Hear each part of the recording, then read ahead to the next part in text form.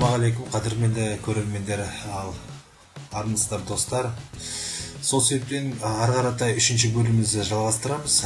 Жалпы біз кеше басты мақсатымен түсініп өттік, барлығын көріп өттік. Яғни мына проект өзімізге настройкілеп алып, өзімізге қолайлы қылып алып, жөндеп алдық. Енді монтаж жасау. Мен кеше айтамын деп сіздерге уәде беріп қойдым. Ендігі мәселе видео. Мысалы, мынаны алып тастайық, қазір delete деген кнопканы бастық. Мынау мысалға шум. Көрдіңіздер, шум. Енді мен мысалы былай азайтқым келеді шумды. Көрдіңіздер ма? Тағы да азайтып көрейін. Көрдіңіздер ғой? Бірден аламыз, ең шетінен жоғарысынан. Енді мысалы дыбыс керек емес жерде, мысалы дыбысы керек жоқ, дыбысын алу керек болады. Мысалы қазір мен delete басып жүрсем, екеуі бірден кетіп қалады. Егер мынау білмей қалып жойып алсаңыз, яғни орысша айтқанда удалить етіп алдыңыз, былай удалить етіп алдыңыз, артқа қайтуды барлығыңыз білетін шығар деп ойлаймын. Ол Ctrl-Z деген кнопка, артқа қайтарасыз. Сосын енді мына екеуін, звук пен дыбыс пен мына видеоның екеуінің ортасын кішкене алып тастау. Ол яғни былай быстрый клавиш дейді ғой. Ctrl, Shift, сосын ағылшынша U деген кнопка. U деген кнопканы бастыңыз, міне бөлініп кетті. Яғни ол қай жерден өзгертілді? Ол мына жердегі кнопка бар. Ctrl, Shift, U. Игнорировать группировку событий дейді. Яғни бұл группамен тұр, топпен тұр. Қазір топсыз тұр, яғни бір қоршалған жоқ. Яғни ол қоршауын біз алып тастаймыз. Міне, екеуі бірі қоршауда тұр. Көрдіңіздер? Міне, мына кнопка. Өзі сіздерге анық көріне ма? Мына жерде алқанның суреті тұр.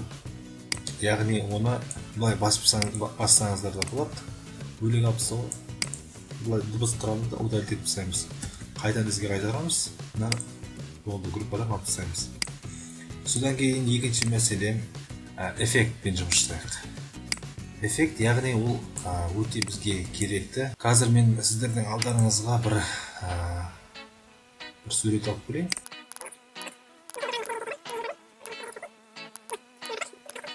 Міне, енді бір мақсат мына жерде мынандай. Мынаның разрешение деп айтылды, орысша айтқанда. Міне көріп тұрсыздар. Бұдан артық ол көбейтілмей тұр. Оны не істейміз? Мына жердегі квадратты бастық қой. Басқаннан кейін мына жерде былай ұзартсаңыз, мына көрсетейін. Мына алыстату, жақындату Alt кнопкасын басасыздар. Alt кнопкасын, содан кейін тінтеуірдегі ролик бар, сонымен алыстату, жақындатасыз. Alt басасыз, басып тұр. Сосын өйтіп жақындатуға да болады. Сосын мына жердегі квадратын қайтадан орнатып көреміз. Бірақ сонда да мына жердегі қара несі өзгермейді, көріп тұрсыңдар ғой. Содан кейін былай да қимылдатуыңызға болады, бірақ бір рамка мына жерде қысып тұр жанында. Оны не істейміз ондай мәселеде? Мына жерде мынандай пресет тұр екен, жақсы пресет деп ой. Бұл жерде широкоформатное соотношение сторон для ТВ дейді. Соны баса қойып, міне көрдіңіздер ғой. Өзінің экранына кішкене биіктеу жерге алып келді. Бұл жерден есептеді. Яғни алыстатсақ та болады, жақындатсақ та болады, былай. Қай жер керек бізге сол сияқты. Ендігі мәселе қазірге сіздерде алдарыңызда эффектмен жұмыс жасайық. Ол эффект бізге мысалы все деп тұр, все бізге керек жоқ. Міне color деп тұр. Color match. Қазір сол color match пен айырмашылығы жоқ. Кішкене әдемі екен. Міне көрдіңіздер, бірден жаңағы color алып келеміз де, осы жерге алып келеміз. Содан кейін міне қарап отырсыздар. Былай өзгертсеңіздер болады, былай өзгертсеңіздер болады. Былай өзгертсеңіздер де болады. Былай өзгертсеңіздер де болады. Былай өзгертуімізге болады қолдан. так lap adjust, яғни бір эффектпен біз кішкене бет әлпетін келтіруге болады. Бұл клип түсірген кезде көбінесе жаңа слайд-шоу жасаған кезде осындай әртүрлі краскамен бояуға да болады. Яғни оның эффектісін алып тастау үшін мына жерге кіреміз да, міне мына жердегі кнопкасын басамыз. Міне бірден жаңа жойылып кетті. Содан кейін екінші жалпы мына жерден енді қарай бересіздер. Кішкене мына жерде көрініп тұр. Қандай мына оригинал, мына өткен жақ уже мынандай болып көрінеді. Өздеріңізді таңдап по-своему дейді ғой, әркім өзінің әртүрлі бағытына қарай сөйтіп жасауға да болады. Бірақ мен енді кәдімгі уақыт созбай қойын. Енді сіздердің алдарыңызда қазір екі суретті алып көрейін. Мына суретті сондай алып тұр екен, мен оны пресеттің яғни бірдей қылып қойын. 16 қылсақ та болады, немесе өзіміз по-своему кете беруге де болады та, былай 1.85 например. Бірақ бізге дәл қазір мұны осы қажетті. Енді екеуінің ортасы, яғни екеуінің ортасы көріндір ғой, бірден былай ауысып кетеді, мен мынаған ауысып кетеді. Мен оның арасына ауысу немесе өту белгілі бір екі видео немесе екі суреттің ортасына салатын переход, вспышка дейді. Жалпы переход салған кезде мынандай прикол болады, қараңыздар. Мынандай қылып кішкене жалғастыруымыз керек, екеуінің ортасын қосу керек. Adobe Premiere Pro'да бұндай жоқ. Adobe Premiere Pro CS6, CS5-терде ондай жоқ, CS3 болсын. Кезінде Adobe Premiere Pro деген 3 деген программа болып, ең басында соны монтаждап жұмыс жасап үйренгенбіз. Ал Sony Vegas Pro'да, Sony Vegas Pro 12-де осындай бар. Яғни басқа нелерінде бар шығар. Осындай екі видеоның арасын өйстіп қосып жіберсеңіздер, переход өзі андай білінбей ауысып кететін переход болады. Енді соның орнын ауыстыру үшін мына екі переходтың орнын мынандай переходтарды ауыстырамыз, іздестіреміз. Міне көріп тұрсыздар ғой, өте керемет.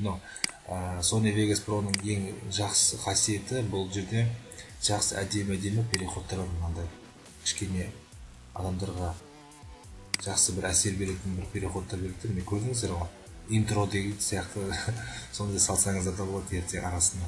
Әдемі, оны да өзгертуге болады деп ойлаймын. Яғни былай аламыз. Переход былай істеймін. Жерге осылай қояйын. Бесіп толтырып тастайын. Жұқаға қойайын да. Былай істеймін. Кішкене қызықтау болсын.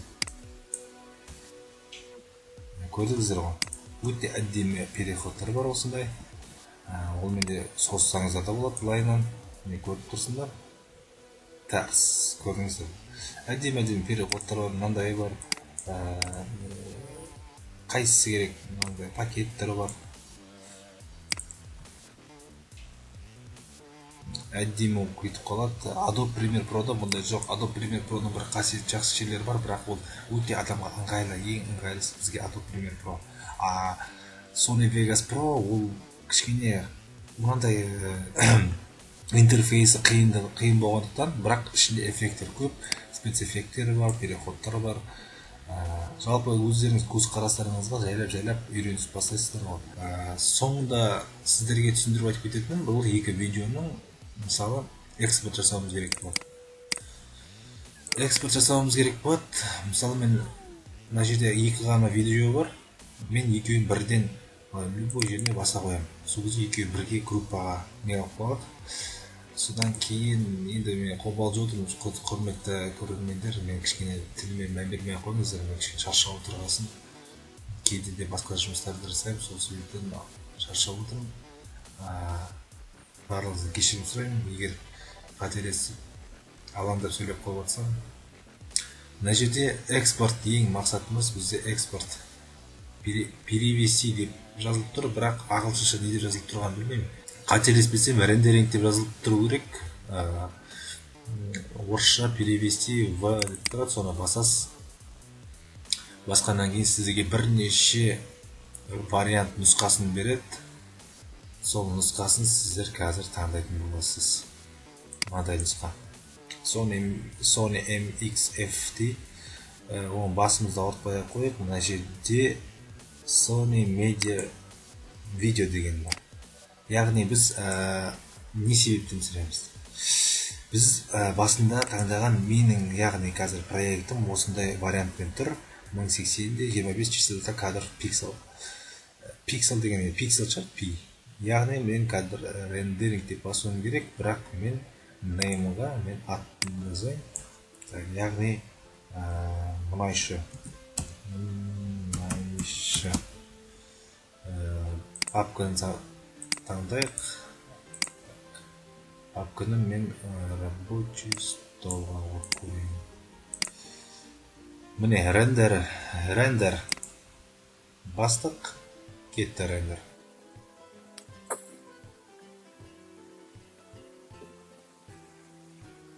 Міне болды, 100% экспорттан өтті деуге болады.